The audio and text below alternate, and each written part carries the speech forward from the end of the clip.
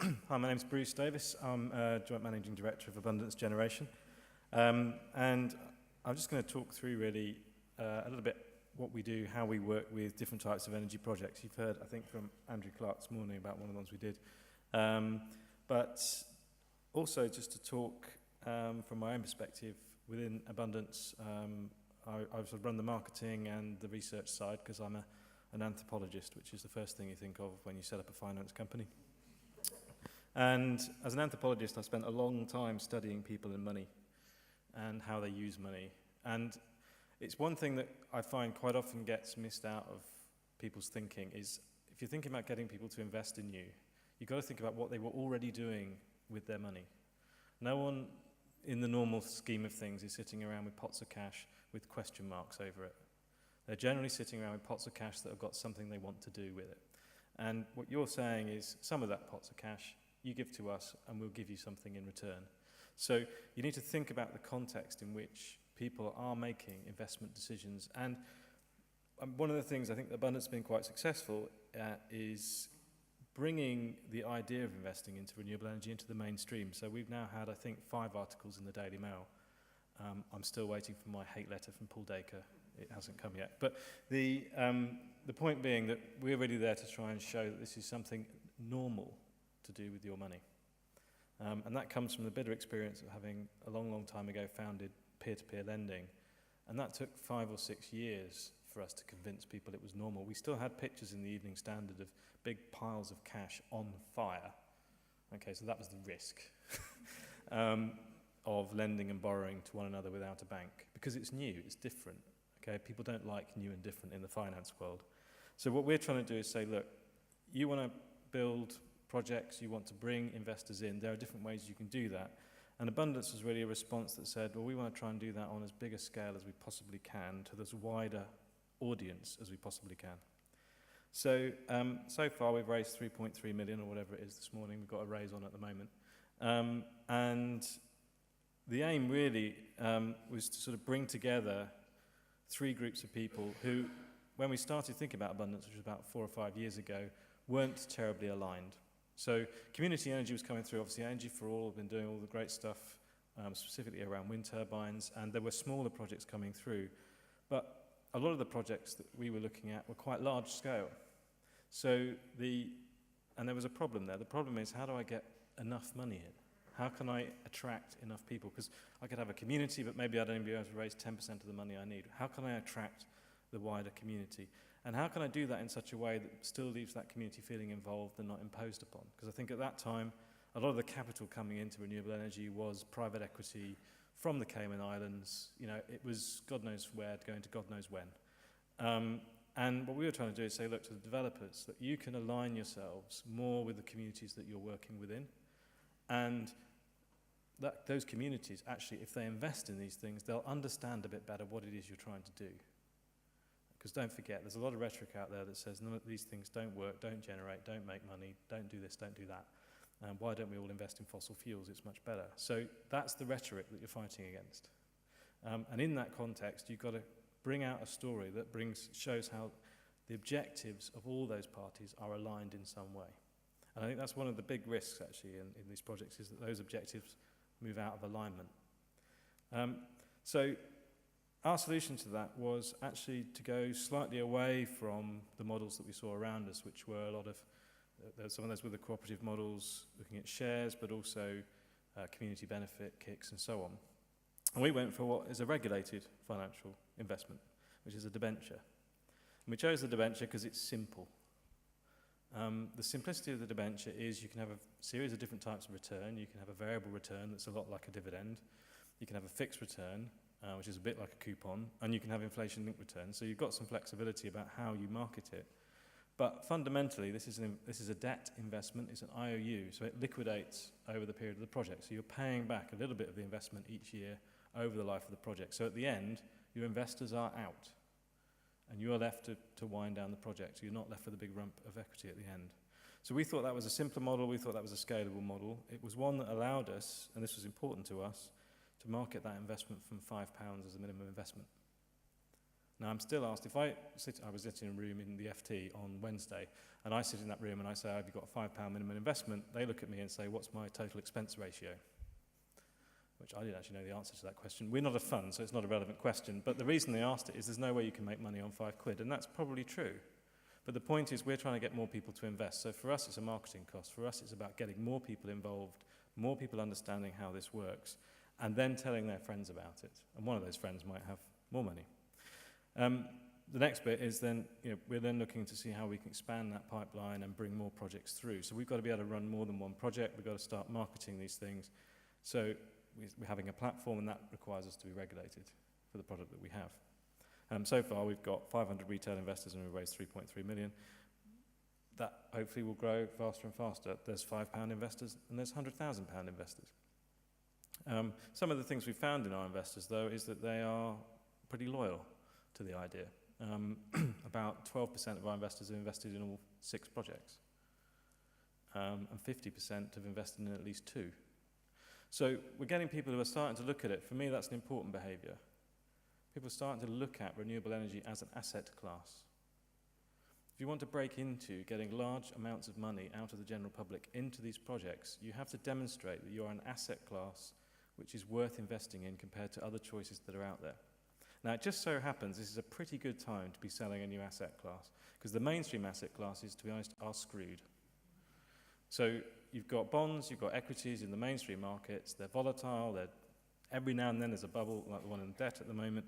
And you are, as a small investor, pretty limited in your choice of where you can go.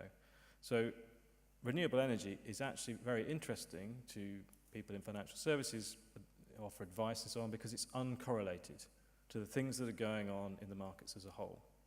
And if you read a lot of blogs at the moment, one of the things that's going on in mainstream investment is the carbon asset bubble, i.e. that a good chunk of the pensions that you've all got invested in, which will, if they're trackers, be invested in fossil fuels, whether you like it or not, are betting on being able to take all of that fossil fuel out of the ground and essentially say 4-degree climate change, we can deal with it.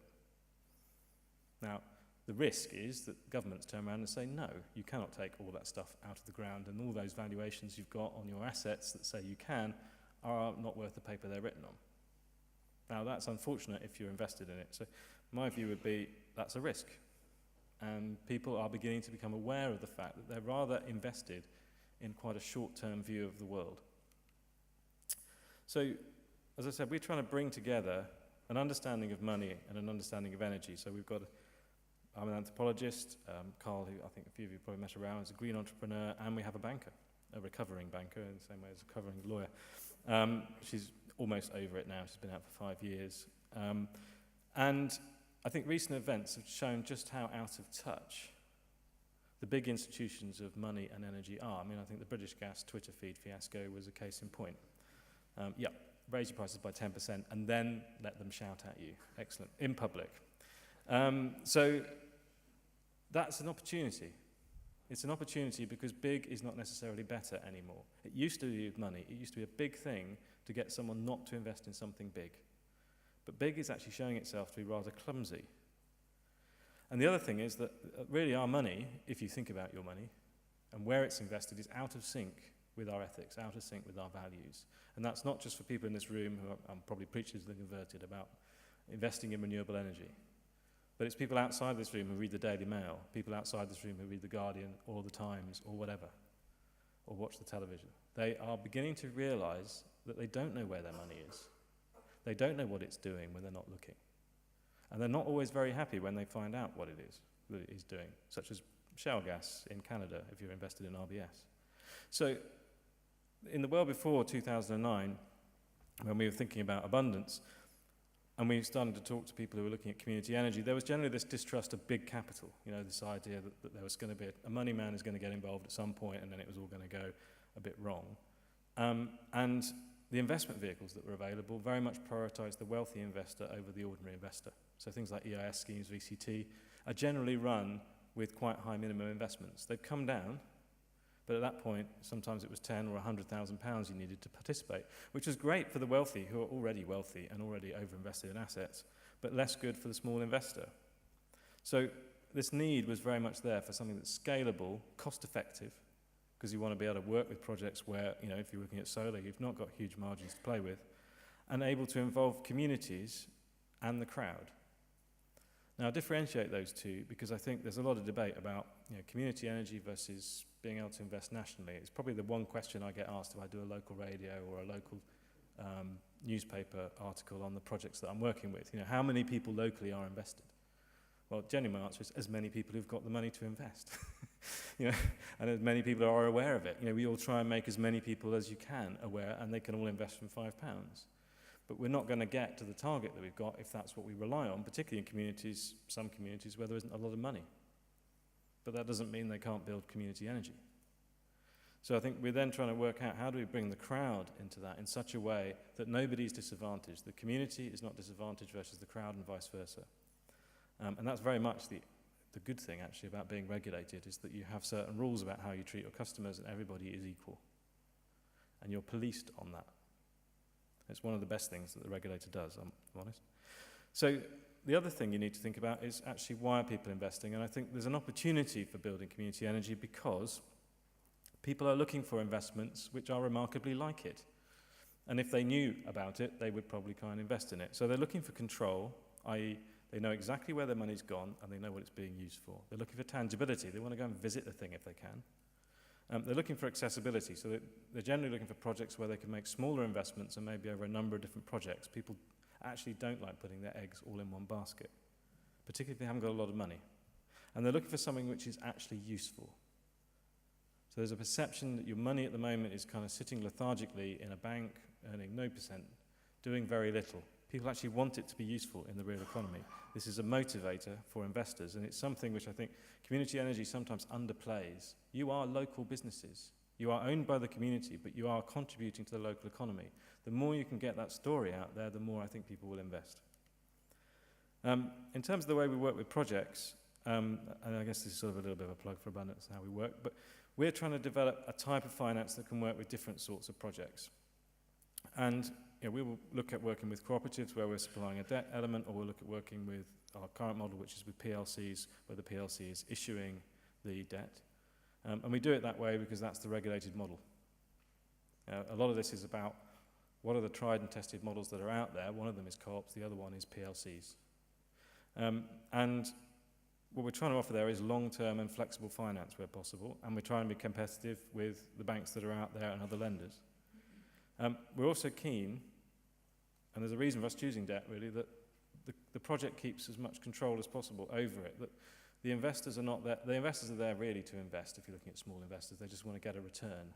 In the same way that if you're starting a business and you bring in equity, you want people who are larger investors to have an interest in your business or add value in some way, not just be in it for the money. But the smaller investors are there to get a return and support you.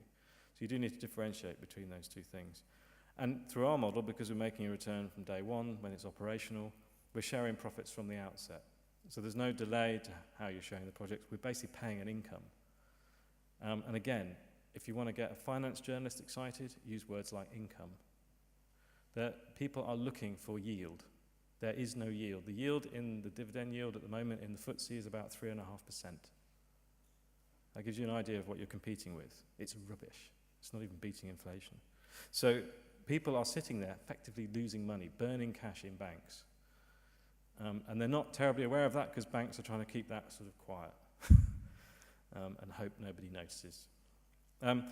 It needs to be predictable and efficient process, so you want to be able to go through this process knowing what it's going to involve, knowing the types of costs that you're going to incur in terms of legal costs and everything else and accountancy, and ultimately create a community. And that's a little bit why you've got these backgrounds here, what Abundance tries to do in terms of its website. What we try to do through the website is create a connection between you as the developer or the community energy company and your investors. And we provide that channel. So you're communicating through the Abundance mechanisms, different ones, whether that's in the pre-planning stage or in the planning stage or when you're actually constructed and operational.